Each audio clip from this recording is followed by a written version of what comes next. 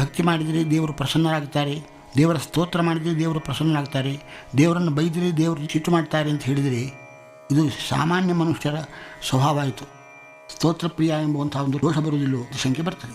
ಅದಕ್ಕೆ ನಮ್ಮ ಆಚಾರ್ಯರು ಏನು ಸಮಾಧಾನ ಹೇಳ್ತಾ ಇದ್ದಾರೆ ಅಂದರೆ, ಪರಮಾತ್ಮನು ಅವನವನ ಗುಣವನ್ನು ನೋಡ್ತಾನೆ ಹೊರತಾಗಿ ತನ್ನನ್ನು ಹೊಗಳಿದ ಅಂತ ಹೇಳಿ ತಿಳ್ಕೊಂಬುದಿಲ್ಲ.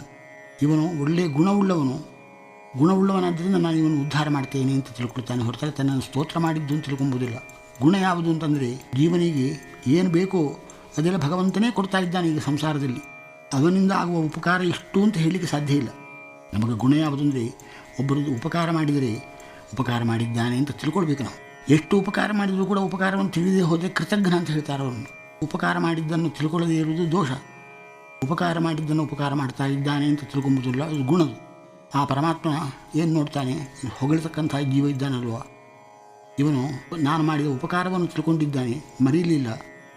ಸ್ತೋತ್ರದಲ್ಲಿ ನಾನು ಮಾಡಿದಂಥ ಉಪಕಾರವನ್ನು ಹೇಳ್ತಾ ಇದ್ದಾನೆ, ಉಪಕಾರ ಸ್ಮರಣೆ ಉಂಟು ಇವನಿಗೆ, ಇವನಲ್ಲಿ ಒಳ್ಳೆಯ ಗುಣ ಇದೆ, ಒಳ್ಳೆಯ ಗುಣ ಇದ್ದದ್ದರಿಂದ ಇವನು ಉದ್ಧಾರ ಮಾಡ್ತೇನೆ ಅಂತ ಹೇಳ್ತಾ ಇದ್ದ. ಗುಣ ಇದ್ದದ್ದಕ್ಕೆ ಉದ್ಧಾರ ಮಾಡೋದೇ ಹೊರತಾಗಿ ತನ್ನನ್ನು ಹೊಗಳಿದ್ದಕ್ಕೆ ಉದ್ಧಾರ ಮಾಡೋದಲ್ಲ. ಈ ರೀತಿ ಭಕ್ತಿ ಎಂಬುವಂಥದ್ದು ಅತ್ಯಂತ ಶ್ರೇಷ್ಠವಾದಂಥದ್ದು. ಅಂತಹ ಶ್ರೇಷ್ಠವಾದ ಭಕ್ತಿ ಬರುವುದು ಸ್ವಧರ್ಮಾಚರಣಂ ಶಕ್ತ್ಯ ವಿಧರ್ಮಾಚ ನಿವರ್ತನಂ. ನಮ್ಮ ಧರ್ಮಾಚರಣೆ ಉಂಟಷ್ಟೇ, ಆ ಧರ್ಮಾಚರಣೆಯನ್ನು ನಾವು ಮಾಡಬೇಕು. ಇಲ್ಲಿ ಸ್ವಧರ್ಮಾಚರಣಂ ಶಕ್ತಿಯ ಅಂತ ಶಾಸ್ತ್ರ ಹೇಳ್ತಾ ಇದೆ. ತನ್ನ ಶಕ್ತಿ ಎಷ್ಟುಂಟೋ ಅಷ್ಟು ಧರ್ಮಾಚರಣೆ ಮಾಡಬೇಕು ಅಂತ ಶಾಸ್ತ್ರ ಉಂಟು. ಎಲ್ಲ ಶಾಸ್ತ್ರ ಹೇಳಿದಂಥ ಎಲ್ಲ ಧರ್ಮಾಚರಣೆ ಮಾಡಬೇಕು ಅಂತ ಶಾಸ್ತ್ರ ಹೇಳುವುದಿಲ್ಲ. ನಿನಗೆ ಎಷ್ಟು ಶಕ್ತಿ ಉಂಟು ಅಷ್ಟು ಧರ್ಮಾಚರಣೆ ಮಾಡು. ಸ್ವಧರ್ಮಾಚರಣಂ ಶಕ್ತ್ಯ ವಿಧರ್ಮಾಚ ನಿವರ್ತನ. ವಿಧರ್ಮ ಅಂದರೆ ಅಧರ್ಮ, ಕೆಟ್ಟ ಕೆಲಸಗಳು. ಆ ಕೆಟ್ಟ ಕೆಲಸಗಳನ್ನು ಮಾಡಲೇಬಾರದು. ಧರ್ಮಾಚರಣೆಯನ್ನು ಶಕ್ತಿ ಇದ್ದಷ್ಟು ಮಾಡಬೇಕು. ಧರ್ಮಾಚರಣೆ ಮಾಡಿದರೆ ನಮ್ಮ ಮನಸ್ಸು ಶುದ್ಧ ಆಗ್ತದೆ. ಆ ಶುದ್ಧವಾದ ಮನಸ್ಸಿನಲ್ಲಿ ಶಾಸ್ತ್ರಾಭ್ಯಾಸ ಮಾಡಿದರೆ ಆ ಶಾಸ್ತ್ರಕ್ಕೆ ನಿಜವಾದ ಅರ್ಥ ಗೊತ್ತಾಗ್ತದೆ. ದೇವರ ಮಹಿಮಾಜ್ಞಾನ ಬಂದು ಭಕ್ತಿ ಉಂಟಾಗ್ತದೆ. ಶಾಸ್ತ್ರವನ್ನು ಮನನ ಮಾಡಬೇಕು, ಸರಿಯಾಗಿ ವಿಮರ್ಶೆ ಮಾಡಬೇಕು. ಆ ಜ್ಞಾನ ದೃಢ ಆಗ್ತದೆ, ಭಕ್ತಿ ಹೆಚ್ಚಾಗ್ತದೆ. ಆ ಭಕ್ತಿ ಹೆಚ್ಚಾಯಿತು ಅಂದರೆ ದೇವರ ಧ್ಯಾನ ಮಾಡಲಿಕ್ಕೆ ಅನುಕೂಲ ಆಗ್ತದೆ. ಧ್ಯಾನ ಅಂತಂದರೆ ಏನು? ದೇವರನ್ನು ಚಿಂತಿಸುವಾಗ ಇತರೆ ಯಾವ ವಿಷಯವೂ ಮನಸ್ಸಿಗೆ ಬರಬಾರದು, ಭಗವಂತನ ಗುಣಗಳೇ ತೋರಬೇಕು. ಅದಕ್ಕೆ ಧ್ಯಾನ ಅಂತ ಹೆಸರು. ಆ ಧ್ಯಾನ ಮಾಡಿದ ಮೇಲೆ ಆ ಧ್ಯಾನದಿಂದ ಪ್ರಸನ್ನನಾಗಿ ಪರಮಾತ್ಮ ಪ್ರತ್ಯಕ್ಷನಾಗ್ತಾನೆ ನಮಗೆ. ಮಹಾ ಅನಂತ ಗುಣ ಪರಿಪೂರ್ಣನಾದಂತಹ ಭಗವಂತನ ನೋಡಿದ ಗತಿಗೆ ಇನ್ನಷ್ಟು ಭಕ್ತಿ ಹೆಚ್ಚಾಗ್ತದೆ. ಆ ಭಕ್ತಿ ಇದ್ದದ್ದರಿಂದ ಇನ್ನೊಬ್ಬರಿಗೆ ಉಪದೇಶ ಮಾಡಿದರೆ ಇನ್ನೊಬ್ಬರಿಗೂ ಭಕ್ತಿ ಉಂಟಾಗ್ತದೆ. ಎಲ್ಲ ಜೀವರ ಉದ್ಧಾರ ಮಾಡಿದ ಹಾಗಾಗ್ತದೆ. ಇದರಿಂದ ಪರಮಾತ್ಮ ಸಂಪೂರ್ಣ ಸಂತುಷ್ಟನಾಗಿ ಮೋಕ್ಷವನ್ನು ಕೊಡ್ತಾ ಇದ್ದಾನೆ. ಅದಕ್ಕೋಸ್ಕರ ಭಕ್ತಿ ಎಂಬುದು ಅವಶ್ಯಕವಾದದ್ದು. ಅಕ್ಷಾದಿತ್ರತೆಯಂ ಪ್ರಮಾಣಂ, ಪ್ರತ್ಯಕ್ಷ, ಯುಕ್ತಿ, ಶಾಸ್ತ್ರ, 3 ಪ್ರಮಾಣ ನಮಗೆ. ಅದ್ವೈತಿಗಳು ಏನು ಹೇಳ್ತಾರೆ ಅಂದರೆ, ಬ್ರಹ್ಮ ಸಾಕ್ಷಾತ್ಕಾರ ಆಯಿತು ಅಂದರೆ ಈ ಜಗತ್ತೆಲ್ಲವೂ ಸುಳ್ಳು ಅಂತ ಕಾಣಿಸಿಬಿಡ್ತದೆ. ಅದು ಸರಿಯಲ್ಲ. ಯಾಕೆಂದರೆ ಭಗವದ್ಗೀತೆಯಲ್ಲಿ ತತ್ರ ಏಕಸ್ಥಂ ಜಗತ್ಕೃಷ್ಣಂ ಪ್ರವಿಭಕ್ತಂ ಅನೇಕಥ ಅಪಶ್ಯದ್ದೇವ ದೇವಸ್ಯ ಶರೀರೇ ಪಾಂಡವಸ್ತುದಾ ಅಂತ ಅರ್ಜುನನಿಗೆ ವಿಶ್ವರೂಪ ದರ್ಶನ ಆಯಿತು. ದಿವ್ಯಂದರಾಮಿತೆ ಚಕ್ಷು ಅಂತ ದಿವ್ಯ ಚಕ್ಷುಸ್ಸನ್ನು ಪರಮಾತ್ಮ ಅನುಗ್ರಹ ಮಾಡಿದ. ದಿವ್ಯ ಚಕ್ಷುಸ್ಸನ್ನು ಕೊಟ್ಟಾಗ ಪರಮಾತ್ಮನ ದಿವ್ಯ ಸಾಕ್ಷಾತ್ಕಾರ ಆಯಿತು. ಜಗತ್ತು ಕಾಣಿಸ್ತವನಿಗೆ ಆವಾಗ. ಇದು ವಿಚಿತ್ರವಾದಂಥ ಜಗತ್ತನ್ನು ನೋಡ್ತಾ ಇದ್ದಾನೆ. ಆ ಜಗತ್ ಸೃಷ್ಟಿಕರ್ತನಾದ ಪರಮಾತ್ಮನನ್ನು ನೋಡ್ತಾ ಇದ್ದಾನೆ. ವಿಶ್ವರೂಪ ದರ್ಶನದಲ್ಲಿ ಪ್ರತ್ಯಕ್ಷ ಸಾಕ್ಷಾತ್ಕಾರ ಇದ್ದರೂ ಕೂಡ ಜಗತ್ತು ಇಲ್ಲ ಅಂತ ಆಗಲಿಲ್ಲ. ಅದ್ವೈತರು ಹೇಳತಕ್ಕದ್ದು ತಪ್ಪು ಅಂತ ಹೇಳಿ ಗೀತೆಯಿಂದ ಗೊತ್ತಾಗ್ತಾ ಇದೆ. ಆದ್ದರಿಂದ ಪ್ರತ್ಯಕ್ಷ, ಯುಕ್ತಿ, ಶಾಸ್ತ್ರ 3 ಪ್ರಮಾಣ ನಮಗೆ.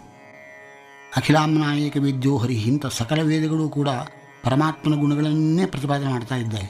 ವೇದದಲ್ಲಿ ಒಂದೊಂದು ಅಕ್ಷರವೂ ಸಹ ದೇವರ ಗುಣಗಳನ್ನು ಹೇಳ್ತಾ ಇದೆ. ವೇದೈಶ್ಚ ಸರ್ವೈರಹಮೇವ ವೇದ್ಯ. ಅನೇಕ ಅರ್ಥ ಉಂಟು ವೇದಕ್ಕೆ. ಒಂದು ಅರ್ಥವನ್ನು ಇಟ್ಟುಕೊಂಡ್ರೆ ಪರಮಾತ್ಮ ಗುಣ ರೂಪಾರ್ಥ ಸಿಗ್ತದೆ. ಇನ್ನೊಂದು ಅರ್ಥ ಇಟ್ಟುಕೊಂಡ್ರೆ ದೇವತೆಗಳನ್ನು ಕರ್ಮಕಾಂಡವನ್ನು ಹೇಳ್ತಕ್ಕಂಥ ಅರ್ಥವೂ ಉಂಟು.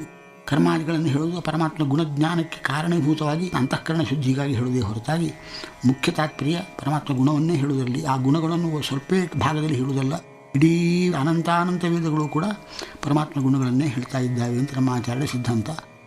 ನಮಗೆ ಅನುಭವಕ್ಕೆ ಬಂದದ್ದು ಏನೆಂದರೆ, ಮಧ್ಯಶಾಸ್ತ್ರದಲ್ಲಿ ಏನು ಪ್ರಮೇಯಗಳನ್ನು ಹೇಳ್ತಾ ಇದ್ದಾರೆ ಇದು ನಿರ್ದಿಷ್ಟವಾದ ವಿಷಯ, ಉತ್ತಮವಾದ ವಿಷಯ. ಇದು ಯಾವ ಶಾಸ್ತ್ರ ವಿರೋಧವೂ ಇಲ್ಲದಕ್ಕೆ, ಯಾವ ಯುಕ್ತಿ ವಿರೋಧವೂ ಇಲ್ಲ. ಮಧ್ವಾಚಾರ್ಯರ ಶಾಸ್ತ್ರದಲ್ಲಿ ಹೇಳಲ್ಪಟ್ಟಂಥ ವಿಷಯಗಳು ಅಂದರೆ ಅಂತೆ ಸಿದ್ಧಸ್ಥ ಸಿದ್ಧಾಂತ ಮಧ್ವಸ್ಯ ಆಗಮಯೇವ ಹಿಂತಿ ಯುಕ್ತಿಮತಿಕಾದಲ್ಲಿ ಹೇಳಿದ ಹಾಗೆ ವಾದಿರಾಜ ಸ್ವಾಮಿಗಳು ಹೇಳ್ತಾ ಇದ್ದಾರೆ. ಮಧ್ವಶಾಸ್ತ್ರದಲ್ಲಿ ಹೇಳಿದಂಥ ವಿಷಯಗಳಿಗೆ ಯಾವ ಥರದ ವಿರೋಧವೂ ಇಲ್ಲ, ಯಾವ ದೋಷವೂ ಇಲ್ಲ.